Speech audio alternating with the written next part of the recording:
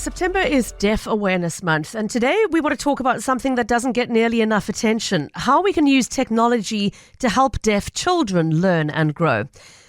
Now, when people talk about artificial intelligence, it's usually in the context of big business, the future impact on jobs that are going to disappear, etc. Today, though, we want to look at it from a different perspective and talk to a guest who believes that there is a lot of potential in AI in terms of helping young deaf learners to learn more efficiently and with greater impact right here in South Africa. With me on the line is Edward van Niekerk, who is Vocational Program Coordinator at Belgium Campus, iTversity. They are, as the name suggests, an institution of higher learning focused on IT, and he's been studying how AI could be used to support deaf education and what challenges and possibilities exist when we bring these two topics together. It's a great pleasure to have you with us this afternoon, Edward. Welcome to the show. Thank you for having me. A pleasure. Let's start with the big picture here. Firstly, what made you start looking into this work specifically around AI and deaf education? Well, my history is in deaf education. I have deaf parents, and I saw firsthand how much deaf people and students, they struggle. Our education system is not up to standard. And here at Belgium Campus, we take students, deaf students annually for a deaf student program. And we've had some degree students, but all of them struggle to a certain extent on a level that you won't see with other students, with hearing students. And this is just because they don't get that exposure that anyone else would have.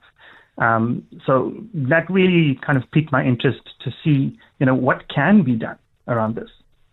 When you say they don't get that exposure, I know a lot of institutions have made great strides in making classrooms more accessible, having loop-in hearing systems to accommodate those using hearing aids, etc. But what fundamentally is missing that you think is resulting in that struggle when they get to the tertiary level, Edward?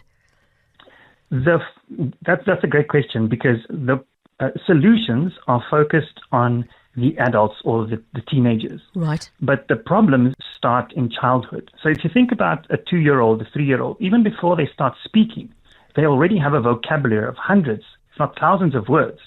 And with deaf students, deaf children, that's not the case. By the time they're 3 or 4-year-old, they have no vocabulary. So they do not passively take in audio input like a hearing child would. And the problem is that there is no visual input that is in sign language. That accessibility does not really exist. It's too limited, what there is. And let's talk about why it's too limited, Edward, because a lot of it has to do with the fact that the sign language we use in South Africa is not the same as the sign language that's used around the world. We have a situation where development of appropriate materials in sign language is already limited to start with, and then we have that additional complication that what is being created is often not created in the version that we use in South Africa. Do you want to expand a little bit for us on what that means in terms of its impact? Yeah, this is a common misconception that people have, where they think that sign language is the same across the planet, and it very much is not. We even have variants in South Africa. Deaf people from Johannesburg and Cape Town sign with different kind of like dialects almost. So if you compare South African Sign Language with American Sign Language, with Japanese Sign Language, they are literally different languages. So those countries that have the resources, they develop these materials for the users of that language, but we are not users of that language, and therefore we cannot use those resources. And this kind of emphasizes that discrepancy where those wealthy countries, they become better and better and better because they have access to all of this, and we keep struggling and struggling and struggling because we can't access those resources. And the problem is, even though, like in South Africa, we have South African Sign Language as a grade 12 examinable subject, right? But yep. We still have those issues because in South Africa, up until the late 1980s, sign language was not allowed in schools for the deaf, if you can believe that. Yeah. They were not allowed to speak in the language that naturally comes to them. So this resulted in pockets of language being developed secretly. And when sign language was then allowed, there was this kind of struggle to try and start to integrate these variants of the language. So in terms of South African Sign Language, we have a very unique challenge there. Now, Edward, let's talk about how AI can help in this case.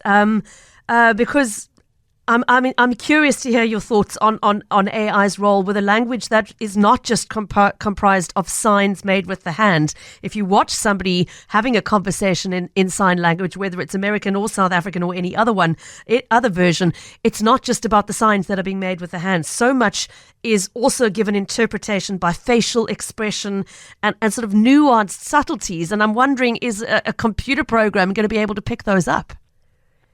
That really is one of the challenges, because if you think about sign language, there are 5 parameters to sign language, right? Only one of them has to do with the shape of your hand. All of the others are about movement, space, facial expressions, and those kind of things. So if you think about AI needs training data to keep practicing, right?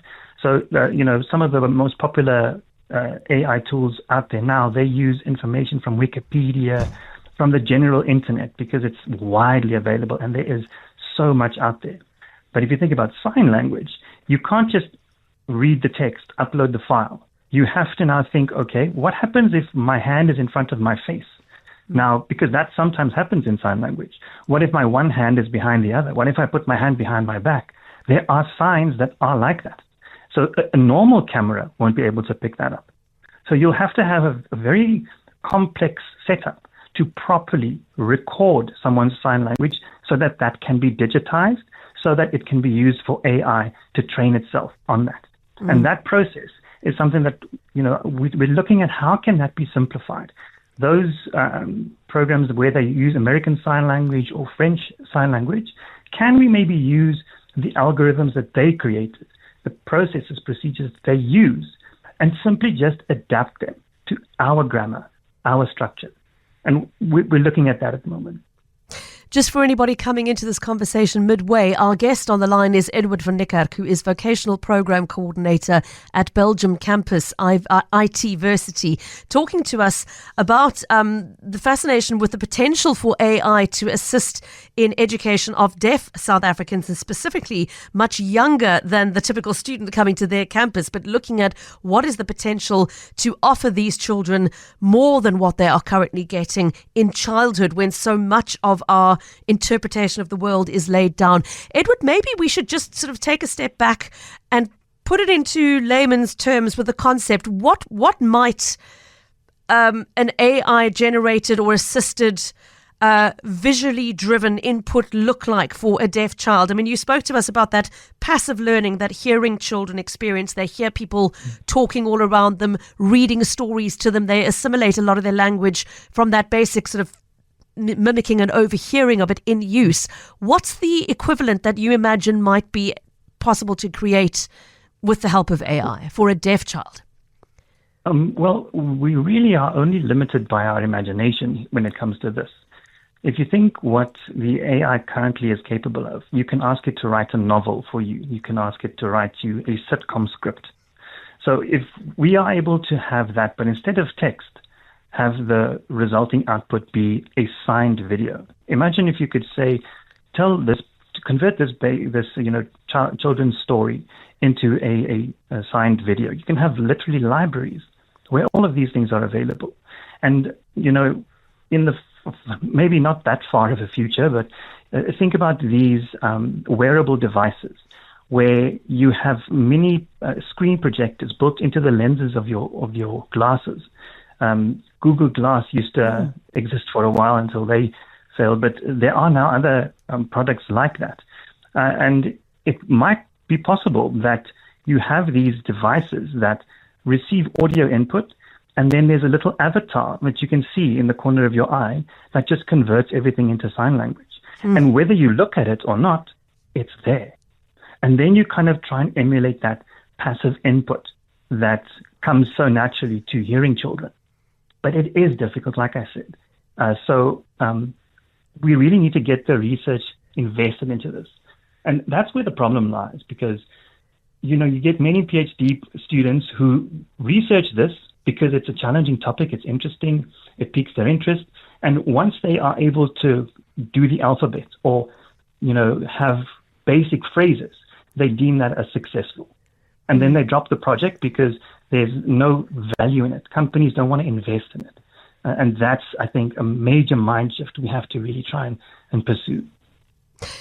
I mean, my mind is racing ahead of us here, Edward, with your description of imagine the glasses that had the avatar that could convert audio into sign language. I'm thinking beyond the scope of education. I'm thinking about daily life. Imagine someone, having an avatar crop up in your side of your glasses saying, hey, the fire alarm is ringing, you need to exit the building. A cue that might not be available to somebody that could be life-changing potentially for them.